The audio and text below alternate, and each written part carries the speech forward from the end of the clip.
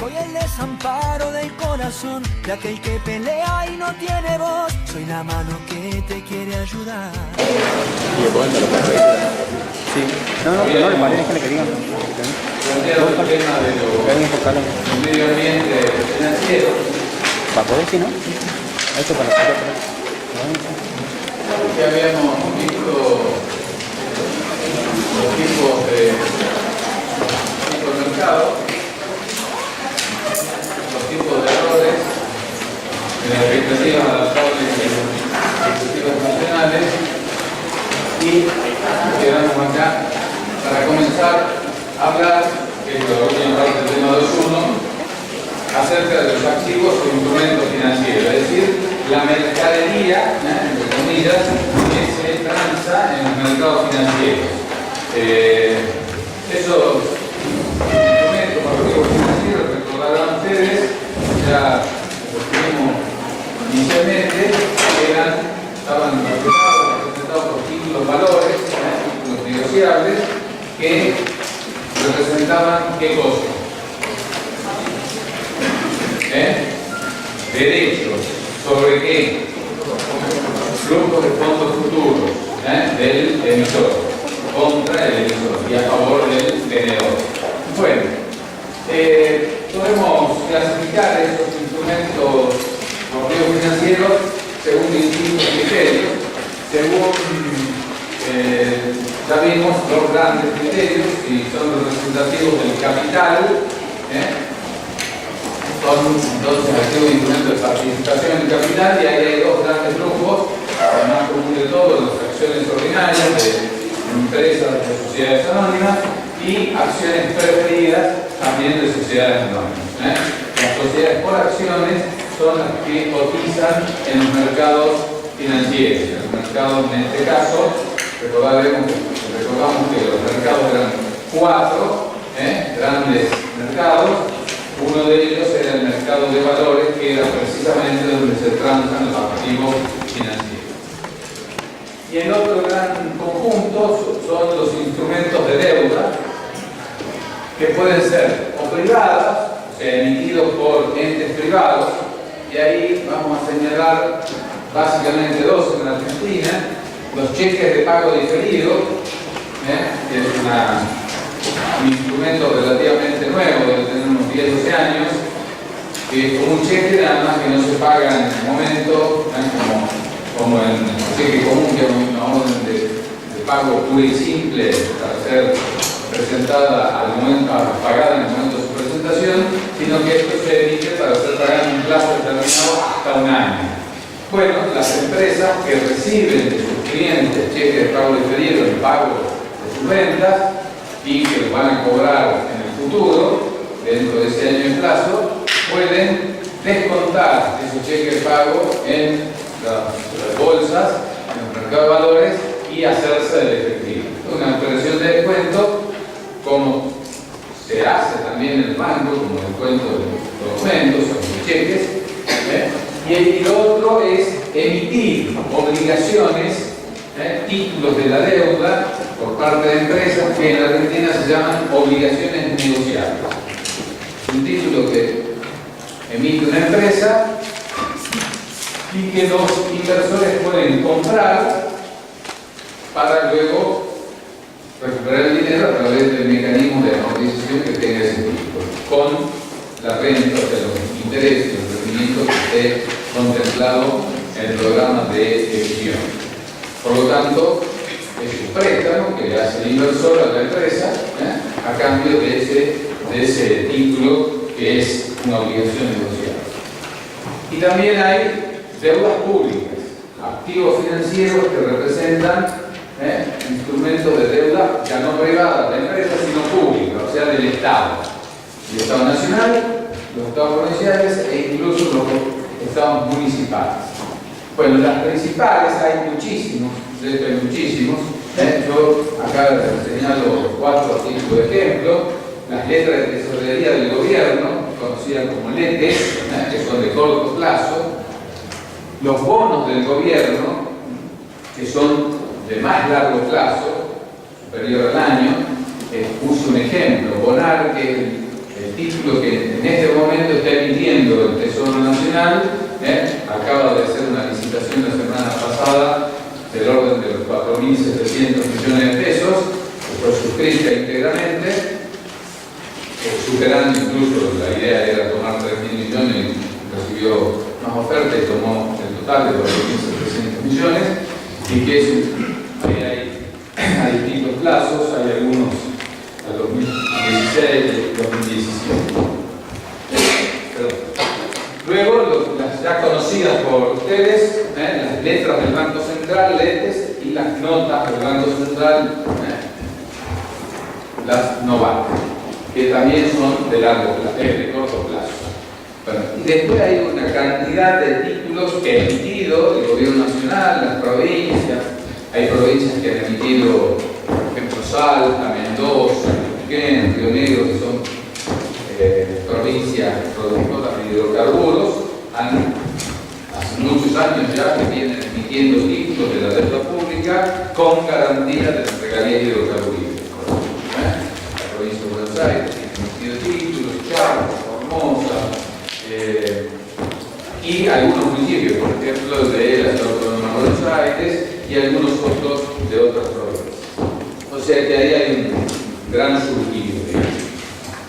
Y luego tenemos un tercer gran conjunto, además de los títulos representativos de capital o de deuda, que son los instrumentos derivados.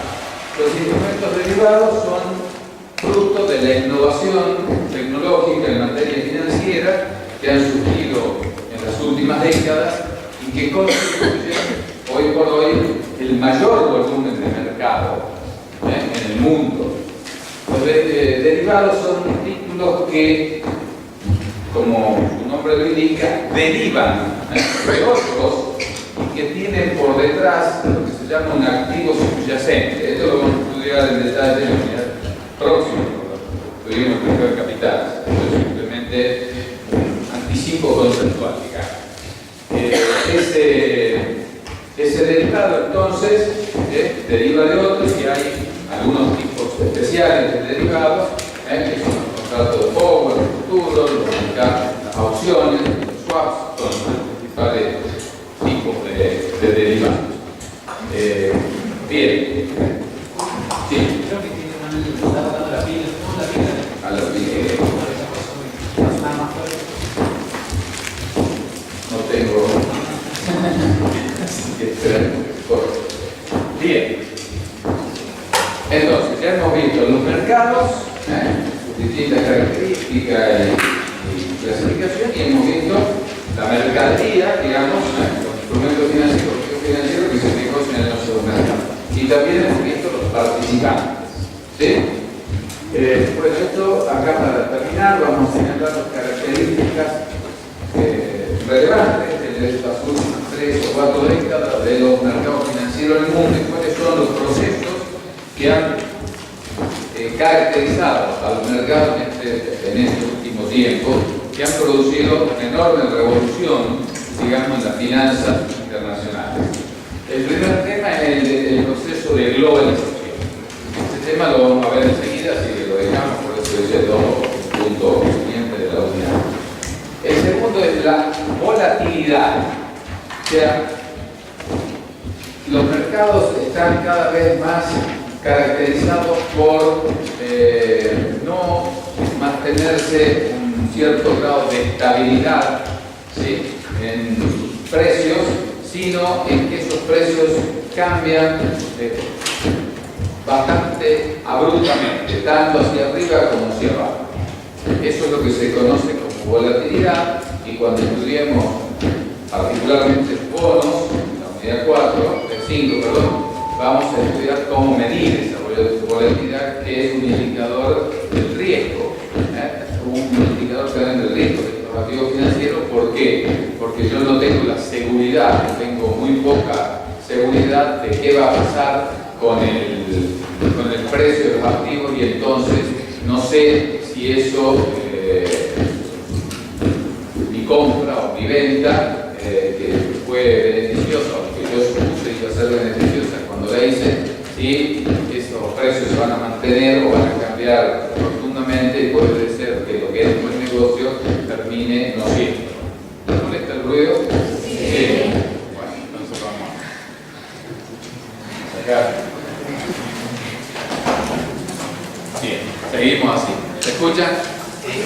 Bien. Bueno.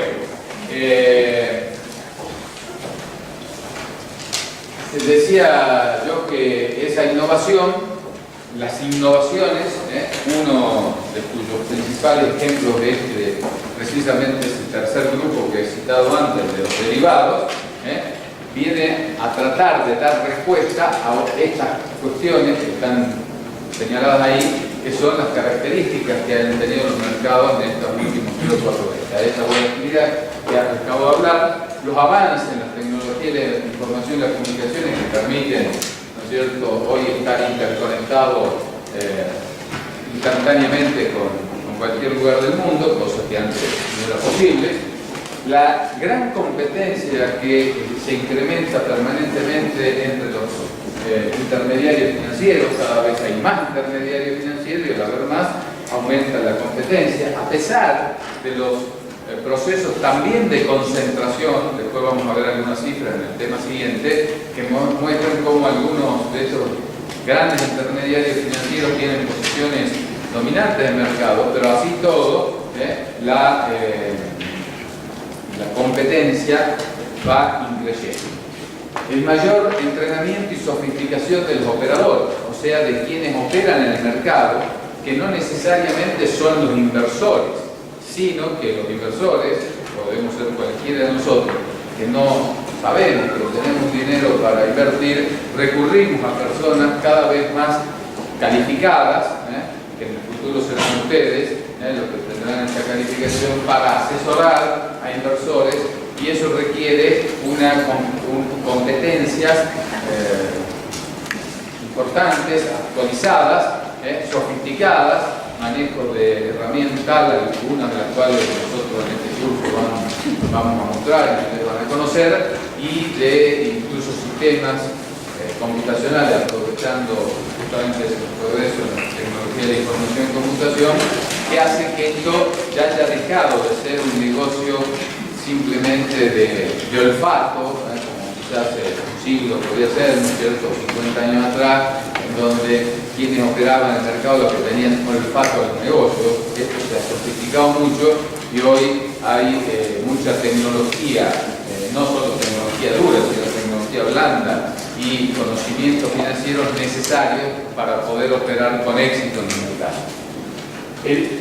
Las reglamentaciones, vamos a ver que es otro proceso, como se ha ido hacia adelante, después hubo un retroceso, o sea, de desregular, y ahora estamos en un nuevo proceso de re-regulación, y esas regulaciones y los sistemas impositivos presentan incentivos para eludirlos, porque todos estos sistemas implican costos. Y entonces, cuanto más altos sean los costos provenientes de la regulación y de la tributación, más incentivo hay para eludirlo, porque el premio, digamos, o sea, el ahorro por evitarlo es más grande. Y finalmente, el cambio en los patrones globales de riqueza financiera, en donde de la riqueza general ha ido los grandes ricos del mundo son, no como hace un siglo, los que tenían las fábricas más grandes, o hace 2 siglos los que tenían los campos más grandes y productivos, sino hoy son los que tienen los mayores volúmenes de ahorros puestos en activos financieros. Entonces, este cambio también contribuye a que esta revolución creciente que se va dando en los mercados financieros. Bueno, y la desregulación que les mencioné recién, hubo una etapa de regulación a partir del año 70, a partir de los 90 en el mundo hubo un proceso de desregulación muy importante, y ahora, a partir de la crisis financiera del 2007-2008, hay un proceso, un intento de, que yo llamo de re-regulación, de volver a regular más, porque muchos creen, en los grandes grupos que vamos a ver luego en la unidad siguiente, que los problemas que hubieron están en la base de la crisis financiera última es por la falta de regulación. Entonces se está volviendo a regular, vamos a comentar algunos avances que ha habido en este caso, pero también digamos que ese proceso está muy lento y después de 7, 8 años de la crisis, en realidad han habido relativamente pocos avances en esta materia de regulación. ¿Por qué se justifica la nueva regulación o la ampliación de la regulación? Porque los mercados no son lo eficiente que yo les dije, ¿se acuerdan de la clase pasada? Esa teoría de los mercados eficientes, que era central en las finanzas, sobre la cual está construido toda la arquitectura de las finanzas, no es cierto. O sea, nos encontramos con mercados ineficientes. Y entonces, bueno, todos los postulados basados en la eficiencia fallan, porque no es cierto los supuestos básicos. Entonces, dadas esas ineficiencias, se producen fallas del mercado, y cuando se producen esas fallas del mercado es donde debe intervenir el Estado regulando para evitar las fallas que traen consecuencias negativas para el conjunto del sistema. ¿Qué propósito tiene esa regulación? Bueno, prevenir el fraude de emisores a inversores, siempre también por esta característica que ya expliqué en la clase pasada de la información asimétrica. Hay quienes están en mejores condiciones que otros en el manejo de la información. Y globalmente son los emisores, empresas, los gobiernos, que son los que emiten títulos, los que poseen mayor información y podrían llevar o inducir engaño a los inversores, que es gente del común y corriente, a pesar de que también hay gente especializada en esto, pero siempre están en una posición subordinada, y por lo tanto la regulación intenta evitar el fraude. Se quiere promover la competencia y la imparcialidad, o sea, esa competencia que hay, que sea una competencia sana, en igualdad de similitud de condiciones, y que no haya parcialidad, o sea, que ninguna norma favorezca a ningún grupo en particular. Resguardar la estabilidad de las instituciones financieras. Este es un tema central. Las instituciones financieras hoy en el sistema económico mundial tienen un rol preponderante. Hace 100 años o 200 años los bancos existían desde luego, pero no tenían la trascendencia, la importancia, la imbricación en el tejido económico que hoy tienen. Entonces, si por ahí a un banco le pasaba algo o a un conjunto de bancos le iba mal, tenía un efecto reducido. Los que se perjudicaban eran los propietarios, los accionistas, los empleados, algunos clientes, que a su vez eran limitados. Pero hoy, esa universalización cada vez mayor de la actividad financiera en la sociedad, en donde ya en los países más avanzados la bancarización, o sea, la participación del común de la gente en el sistema financiero es prácticamente total.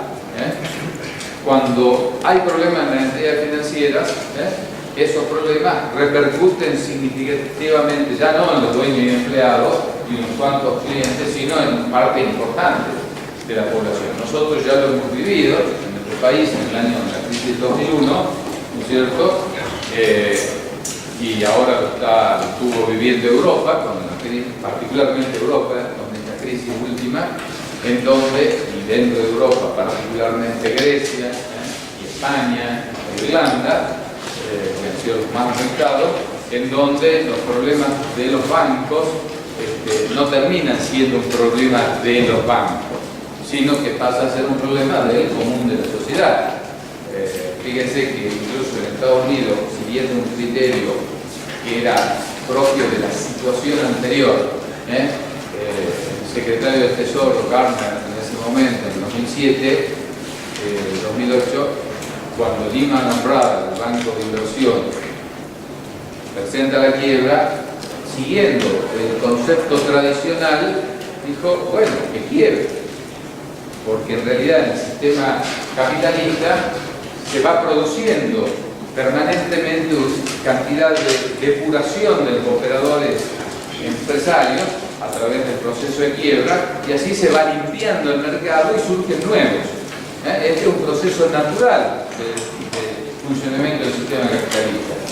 Todos los días quiebran miles de empresas y nacen muchas miles más. Eso es la dinámica del sistema. Ahora, cuando esas empresas tienen ramificaciones en la sociedad tan importantes, ya la cosa no es lo mismo decir, bueno, cerró la panadería aquella, mala suerte, ya se van a abrir dos nuevos. Acá las ramificaciones tocan a mucha gente de la sociedad, incluso gente con menos posibilidades económicas, y entonces esa actitud del secretario del Tesoro de dejar que quiebre Lehman Brothers agudizó la crisis, y muchos dicen que ha sido el punto detonante para que esa crisis se profundizase y se extendiese mucho más rápidamente en el mundo. Entonces, a partir de ahí empezó toda una política totalmente distinta en Estados Unidos, luego seguido por Europa, por Japón, de decir, no, vamos a intervenir, vamos a ayudar a los bancos, porque el problema no es que ayudamos a los bancos, porque ahí después hay un tema político, ¿no es cierto? Claro, los gobiernos ayudan a los bancos, a los banqueros y no a la gente. Lo que pasa es que cuando si no lo ayudan a los bancos, la que termina pagando el plato roto es la gente, no los bancos. O los bancos sí, pero fundamentalmente la gente. Porque fíjense, en un banco, en general, ustedes saben que los bancos prestan la plata de quién, de los ahorristas, de la gente. Generalmente el capital del banco puede estar entre el 10 y el 20% del total de la masa prestada. Y decir, cuando yo digo quiebra el banco, bueno, los propietarios pierden su inversión, que puede ser muy importante, pero es el 10% o el 15% o el 20% exageradamente de todo lo que se pierde. El otro 80% o 90% lo pierde la gente que tiene depósitos ahí en caja de ahorro, en cuenta corriente, en todo ese tipo. Entonces, decir, bueno, ¿qué me importa? Que quiebre el banco significa que todos los que tienen ahorros vayan a ir a la cola a retirar su plata y le van a decir, no hay. Porque ya quebró el banco y los accionistas ya perdieron su plata. Sí, bueno, pero la gente dice, ¿por qué voy a perder yo la mía? Entonces eso es lo que ha impulsado esta nueva ola regulatoria. Y por eso la importancia de la estabilidad de las entidades financieras. Controlar el nivel de la actividad económica. Cada vez el sistema financiero, por esa implicación que tiene en el conjunto del sistema económico, tiene más influencia en la actividad económica general. Entonces, si el sistema financiero anda mal, eso repercute en todas las actividades no financieras, en las actividades productivas, en el consumo, en la inversión, en la producción. Por lo tanto, no solamente es, y bueno, que se embromen los bancos que van a trabajar menos y van a ganar menos plata, van a perder, sino que cuando esto ocurre, no hay plata para producir, para transportar, para generar energía, para consumir, etcétera, etcétera. Entonces se termina perjudicando el resto. Por eso es que el sistema financiero pasa a ser la niña bonita del sistema económico al que todos cuidan, porque si se la descuida, paga el pato el resto. Y eso es lo que muchas veces ustedes lo van a escuchar, pues surgen discusiones de orden político en esto, y dice, claro, que los gobiernos defienden a los bancos y no importa a nosotros, porque generalmente la gente no sabe esto, no se da cuenta de esto. En realidad, ese proteger al banco lo que está haciendo es proteger a la gente, porque si no, ¿cómo haría? Bueno, y restringir también se usa, digamos, a veces esa regulación para restringir la participación en el mercado financiero doméstico de entidades extranjeras, porque se quiere reservar de algún modo ese negocio a las empresas locales, nacionales. ¿Qué formas? Hay básicamente 4 formas de regulación, de cómo se regula. Hay lo que se llama la regulación de declaración, en donde las entidades deben declarar, se llama así, y esa declaración es información, informar todos los datos que la actividad que el ente regulatorio establece para que los que no están, no son parte de la actividad financiera, sino el resto de los sectores, sepan tengan la mejor información y combatir esa información asimétrica que caracteriza al mercado, para disminuir la información asimétrica. También existe otra forma de regulación que es de la actividad financiera.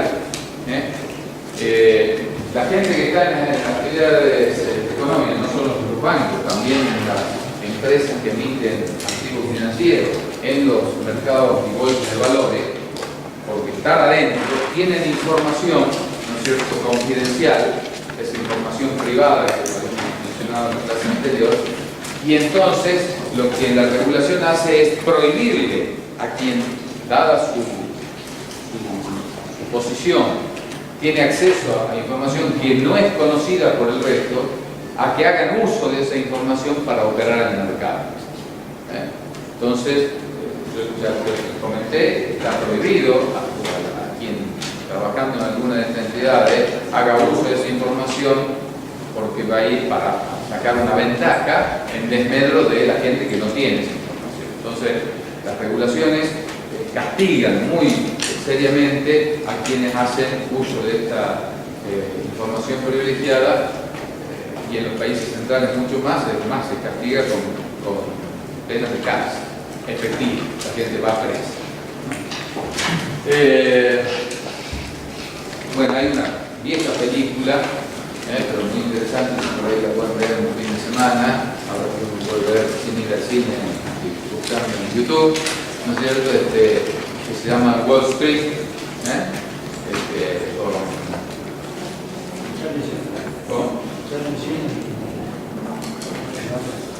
Michael. Exacto. Bueno, que muestra cómo funciona el mercado de valores, y ahí justamente se trata del uso de información privilegiada. Muy interesante que uno vea, incluso cuando ya veamos la unidad siguiente, el mercado de valores, ustedes pueden tener una noción bien linda, atractiva, además de una trama de película, ¿no es cierto?, donde hay negocios y todo, pero también hay amor y demás, por supuesto, ¿no es cierto? Pero enseña bien cómo funciona y todas estas cosas oscuras que andan dando vueltas. Es una película que debe tener 20, 25 años. Hay otras también. Bueno, está otra forma de regulación de las instituciones financieras, que consiste justamente en establecer normas que las instituciones tienen que cumplir en materia de capitales mínimos, en materia de información que proveen al ente regulador de los sistemas financieros y demás, para ser controladas, ¿no? Y finalmente también está la regulación de participantes extranjeros, que, como dije antes, era para tratar de limitar o acotar el rol y la participación de entidades financieras extranjeras. Quiero volver un poquito. Gráfico.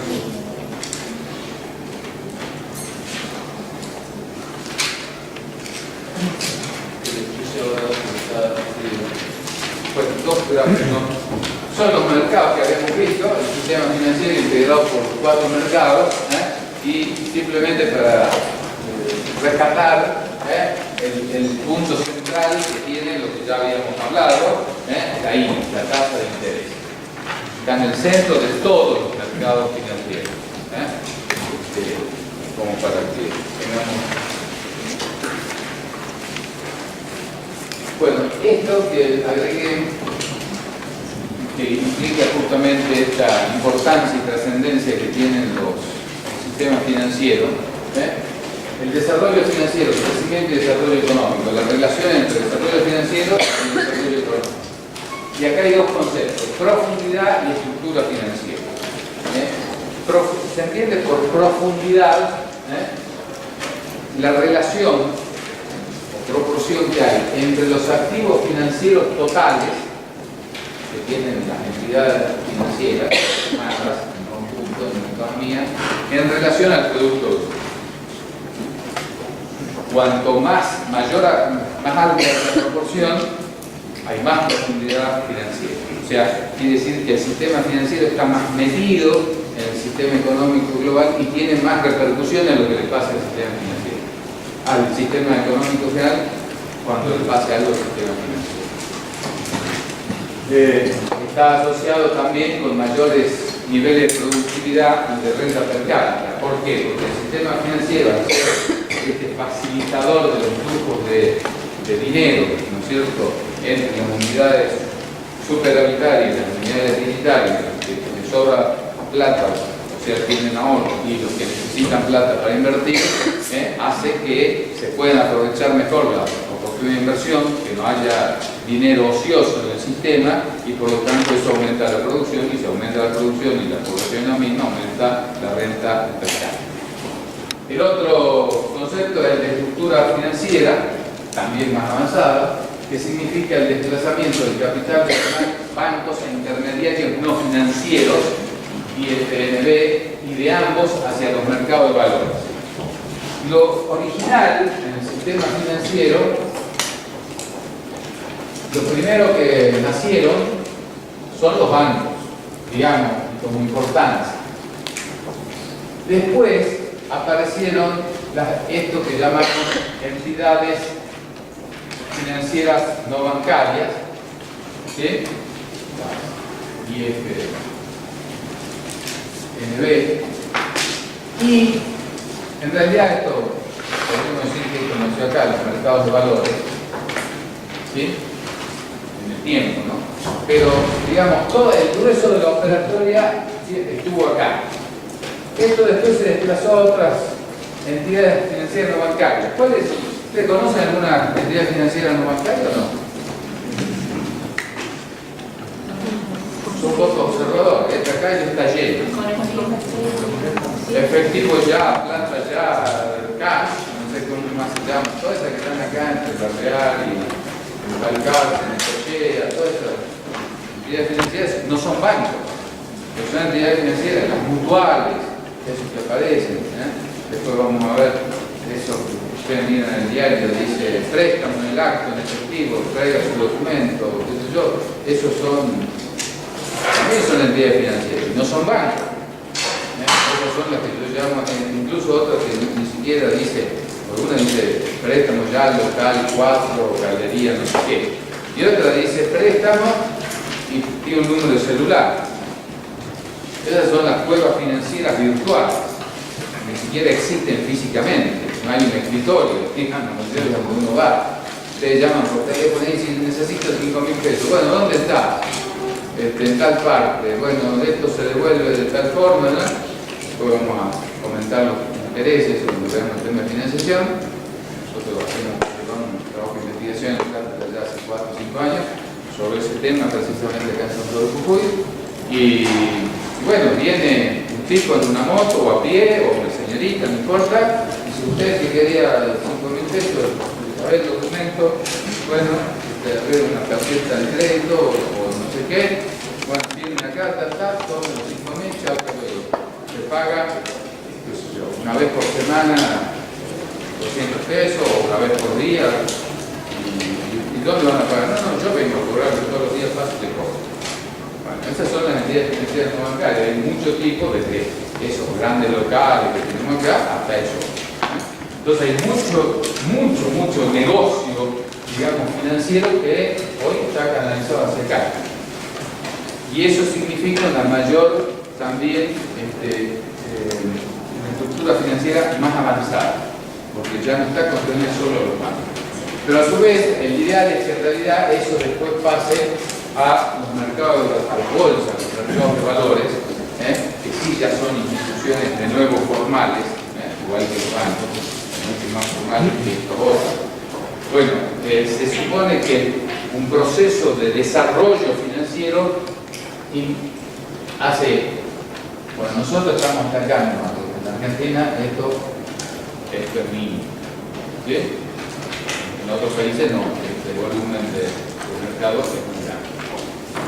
Bueno, y acá hay después una estadística. El desarrollo financiero en el mundo por grupos de renta en la década del 90, tiene 20 años atrás, pero es significativo, ¿no? Bueno, este es porcentaje, capitalización de activos como porcentaje del Producto Bruto. Está clasificado por países de renta alta, de renta media alta, de renta media baja y países de renta baja, pueden ser el Banco Mundial, 2001. Y esta es la proporción que los activos financieros en esos países de cada uno de los tipos de instituciones, de banco, de instituciones financieras no bancarias, de mercado de valores. En otros países, las instituciones financieras no bancarias, por ejemplo, en los países desarrollados, muy importantes son todos los que nosotros teníamos acá, hasta el 2005, creo que fue 2004, que eran las AFJP, los fondos de pensión.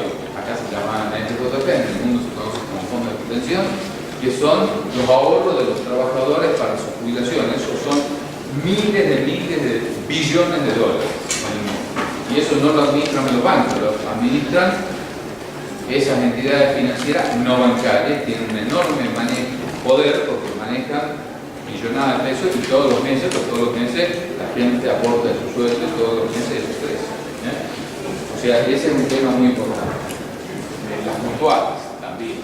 Bueno, fíjense, en los países de renta alta, los bancos, los activos bancarios representan el 81%, representaban en los 90, el 81% del Producto Bruto de esos países, y a su vez son los productos brutos más grandes del mundo, que son los países de renta alta. Ya estamos hablando de Estados Unidos, de la Unión Europea, de Japón. Las entidades financieras no bancarias representaban la mitad de su 41% y los mercados de valores, siendo importante, fíjense, más chico que esto, 33%. En los países de renta media alta, que no son los países centrales, sino son los que siguen, nosotros estábamos entre estos dos, ¿no? Pero fíjense, ya lo banco es la mitad, 40 de lo que hay allá, esto es 21, la mitad, y los mercados de valores ya es un tercio. En los países de renta media baja, todavía es menos, y esto es, bueno, más o menos igual, ¿sí? Y en los países de renta baja, bancos, y esto casi no existe. Fíjense que, entonces, ¿cómo se ve? Que el mayor desarrollo y renta de los países, que son yendo hacia acá, significa que aumenta el valor del mercado, de los mercados de valores y de las entidades financieras, también de los bancos, por supuesto, pero acá, fíjense, el mercado de valores es la sexta parte de los bancos, acá es una vez menos. Son 6 veces, acá una vez y media. O sea, esto aparece muchísimo más que esto. ¿Sí? Bueno, eso para que tengan una idea de la situación financiera mundial. Bueno, estos otros ya lo vimos. Bueno, vamos a ver ahora el segundo punto del programa, que es el proceso de globalización y el proceso de globalización financiera, que es uno de los 3 fenómenos que vimos: globalización, innovación y desregulación o re-regulación. Vamos a ver este, que es el más importante y el original, digamos, podríamos decir así, que genera todo esto. Y vamos a ver también de ahí, después, el siguiente punto del sistema financiero internacional, cómo se va. Bueno, acá vamos a estudiar eso, el proceso de globalización y la globalización financiera, su historia, sus antecedentes, y después vamos a ver los sistemas financieros de distintos tipos: global, regional, nacional, local, la arquitectura financiera internacional regional, integrantes, sus roles. Vamos a comentar la justicia financiera, y los grupos de países y los paraísos fiscales. Globalización. Vamos a dar un concepto. Globalización es un proceso de estructuración. Ustedes recordarán que estructura, lo estudiaron por ejemplo en el estudio del proceso, es ¿qué es la estructura? En este caso es una organización que ustedes estudiaron. La disposición de los componentes y la relación que mantienen. Muy bien. Conjunto de partes, acomodados, digamos, de alguna manera, y establecido qué relaciones, cómo se relacionan esos componentes. Eso conforma, podríamos decir, es como el esqueleto, ¿no es cierto? Nuestra estructura corporal está dada por nuestro esqueleto óseo, que estructuras, si no serían un plan ahí, estarían, ¿no es cierto? Gelatina, no son una gelatina. Ustedes agarran una ameba, o que alguna vez en una conferencia han ido al mar, en agua viva, que es como gelatina que no tiene forma, se toma distintas formas, bueno, no tiene una estructura. Nosotros estamos más o menos normalitos, uno más desarmado y otro menos, pero porque tenemos una cierta estructura, ¿sí? Bien, entonces la globalización es un proceso que produce una estructura, o sea, que va produciendo partes y relaciones estructurales entre esas partes. Y la globalidad es la resultante de ese proceso de globalización, o sea, es una estructura determinada en un momento de tiempo determinado. Es la forma actual, y hoy decimos cuál es la globalidad hoy, es la forma actual que tiene la estructura social producida por el proceso de globalización que condujo a esa globalidad. Y que, como la globalización es continua, la globalidad va cambiando permanentemente. ¿Sí? Bien. ¿Qué implica ese proceso de globalización? Implica, esto es importante, profundas transformaciones estructurales en los 4 sistemas, digamos, 4 aspectos del sistema social. La estructura material, o sea, la relación de las cosas, ¿no? Que tiene que ver con el modo de producción y de distribución de los excedentes. Cómo se organiza la producción, distintos ámbitos, agrícola, minero, ganadero, forestal, industrial, de servicios, etc. Y cómo se distribuyen los excedentes de esa producción. La estructura social. ¿Quiénes son las personas que actúan y cómo se estratifican por niveles de ingreso, nivel sociocultural, de clase, etc.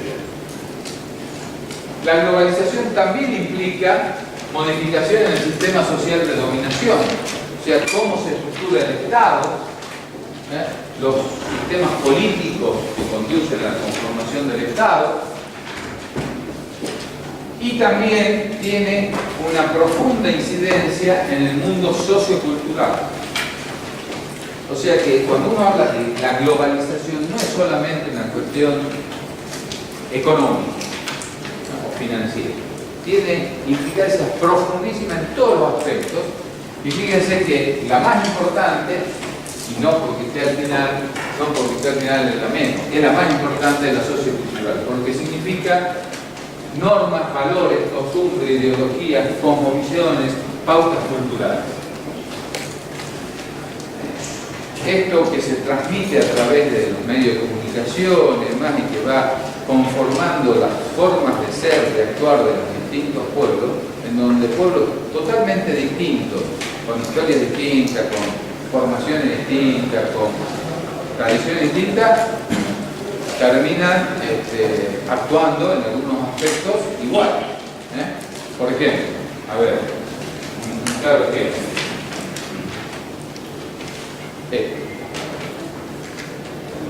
esto está hoy en todo el mundo, en todos los rincones, en todos los niveles prácticamente sociales, ¿no es cierto?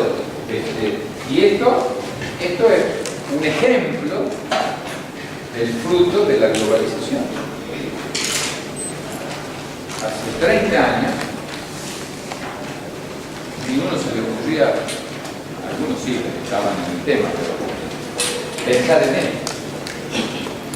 Yo hace casi 38 años fui a hacer mi primera maestría de la OEA, en beca de la OEA, a Venezuela.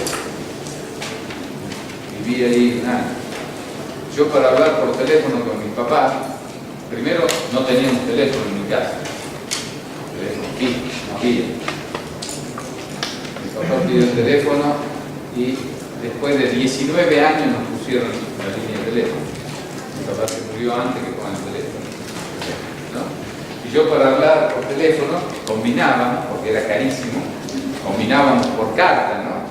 Bueno, el domingo tal, yo voy a llamar. Entonces yo me iba a las 9 de la mañana a la central telefónica en Caracas a pedir una comunicación con el teléfono de una tía mía que sí tenía, mis padres se iban a la casa de mi tía a las 10 de la mañana, ¿no?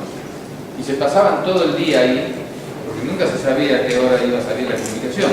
Y cuando yo iba y pedía la comunicación me decía, bueno, hay 8 horas de demora, o 9 o 6, lo que sea.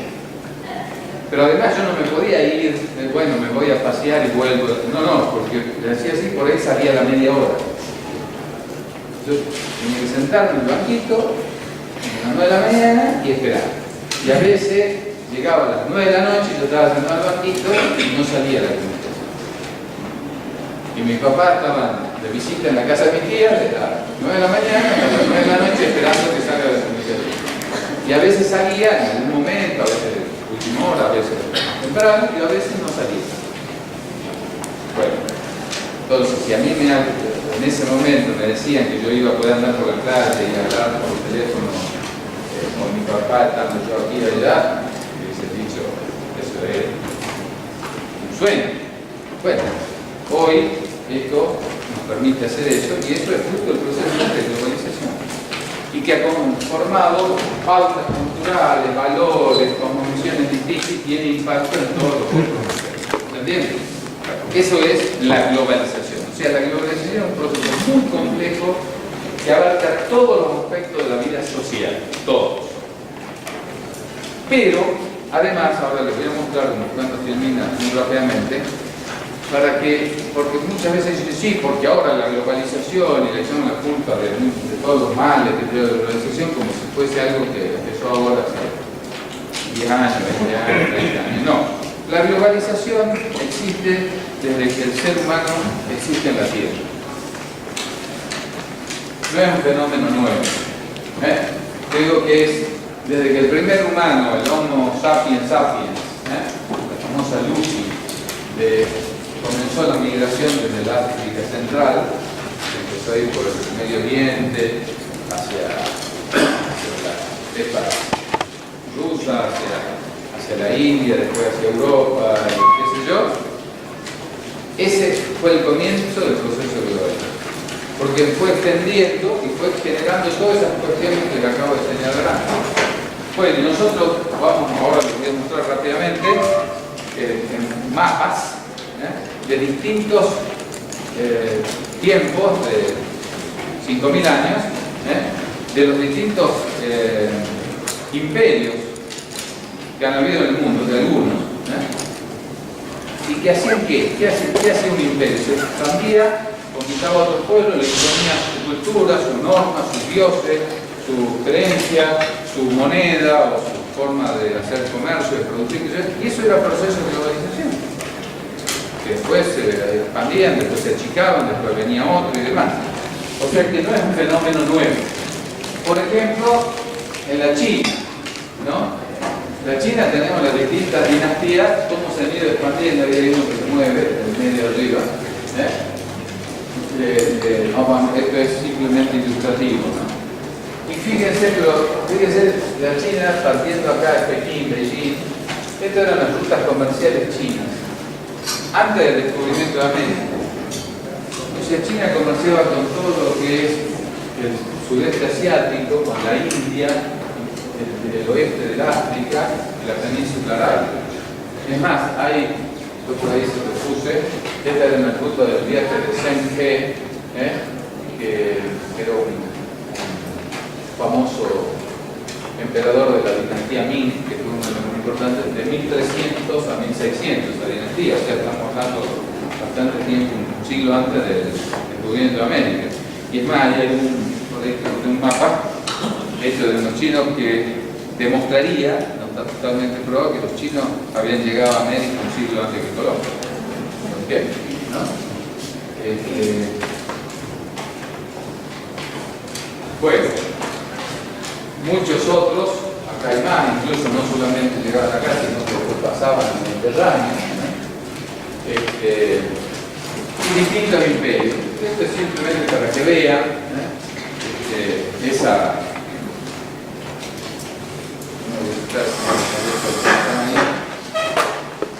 porque esto es para que lo miren nomás. El imperio parto, el imperio persa, la dinastía sasánida, los fenicios, que negociaban y tenían su comercio todo en el Mediterráneo, por el norte de África. El imperio helénico, fue enorme, a partir de Grecia, con el Alejandro Magno, que llegó hasta la India, el sur de lo que sería Rusia, ¿no es cierto? Hoy, y Egipto. El imperio romano, del 27 a.C. al 776, 6,5 millones de kilómetros cuadrados. Y también por ahí cuando conté puse la bandera o el escudo que tenía en su imperio, para que les conozcan. Bueno. Alejandro Magno tenía la estrella.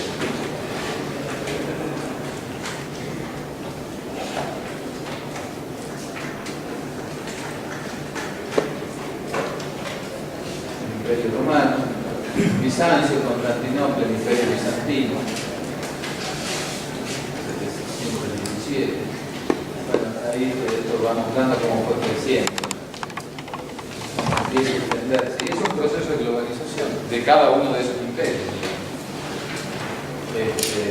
Los vikingos, otros que no llegaron, parece, antes que Colón a América, pero fíjense los vikingos, después de Noruega, cómo se habían extendido por todas las costas europeas, el Navarra y demás.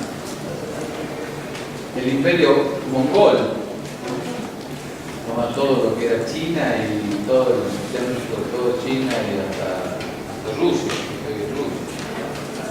33 millones de kilómetros cuadrados, de 1200 a 1368. Esta es la banderita de los mongoles. El imperio árabe o islámico, del 622 al 1492, hasta justo antes del crecimiento, cuando expulsó de España, por los reyes católicos. El imperio español, a partir de el imperio español, durante Felipe II, que era hermoso, era el imperio donde no se ponía el sol, porque cubría todo el mundo. Ahí tienen ustedes una